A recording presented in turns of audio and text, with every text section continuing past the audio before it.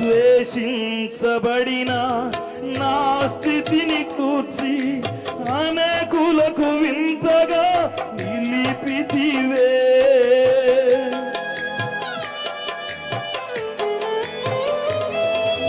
ద్వేషించబడిన నా స్థితిని మార్చి అనేకులకు వింతగా మార్చితివే.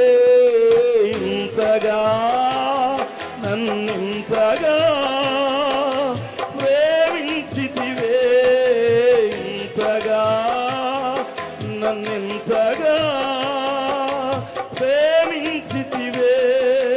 నా యేసయ్యా నీకే స్తోత్రము. నా యేసయ్యా నీకే స్తోత్రము.